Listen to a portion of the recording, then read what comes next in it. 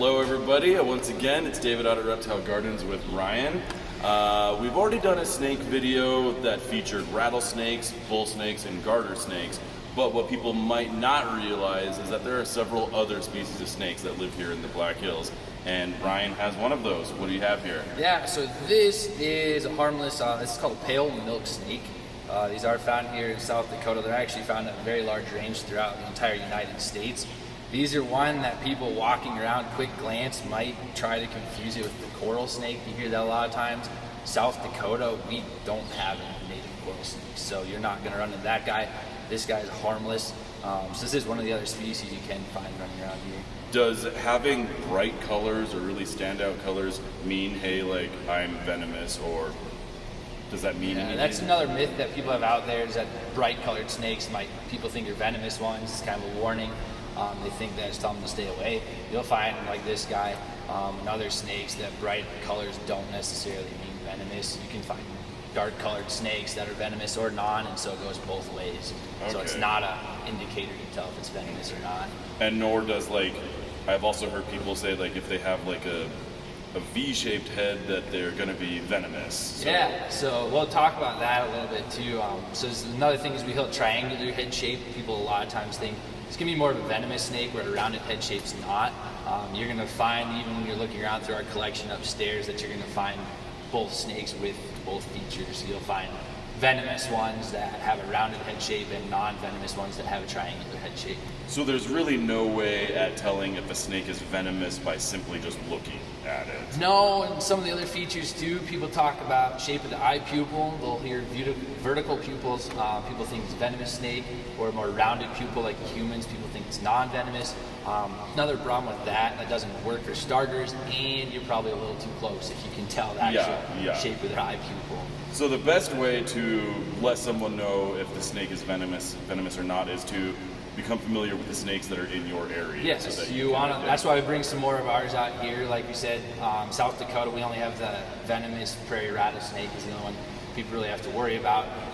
This guy, he's harmless. So the best thing is to familiarize yourself with the native snakes that you have in your area, or say even if you're going on vacation, it might not hurt to look it up also if you're going to be out hiking or anything like that. Makes sense.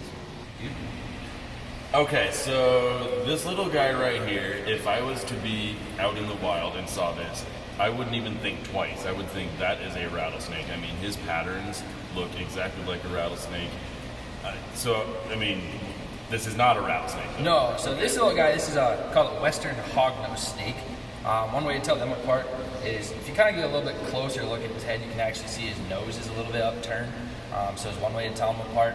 These guys, they do have a little more that triangular head shape like the prairie rattlesnake, but it's not what they are, obviously. I never realized we had this many snakes. Yes, we got this one, another one that we actually don't have on display here. That's only native to the Black Hills, is called the Redbellied Snake. It's not one a lot of people run into.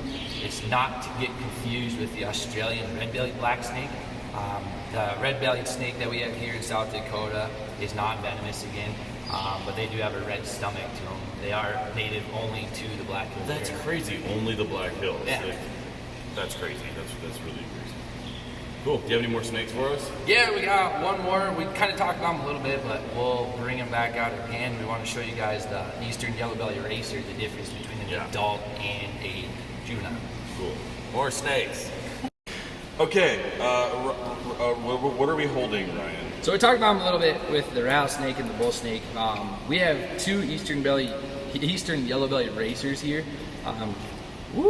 So we have, that's actually a little juvenile one, younger little baby. When they grow up, they do actually change their colors, which is not something a lot of people know about. They talk about yellow-bellied racers. Everybody usually thinks of the adult ones, and they get their name because they have a yellow belly.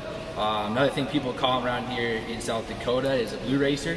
It's the same snake, it's just a different common name people use. But we did kind of want to bring these two out so you guys can see that even the colors of a baby versus an adult can vary between snake species. Yeah, that's why we're trying not to move too much.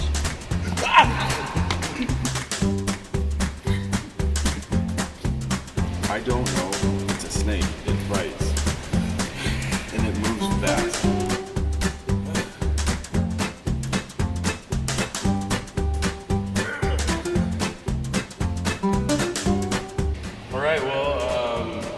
I think you've answered all my questions about our local snakes. At least now if I see any of these in the wild, well, I'm gonna call you first. Yeah. But, all right. Well, cool. Well, thank you very much, everybody. We'll see you next time. I kind of want to hold it, but I kind of don't. Well, yeah. Well,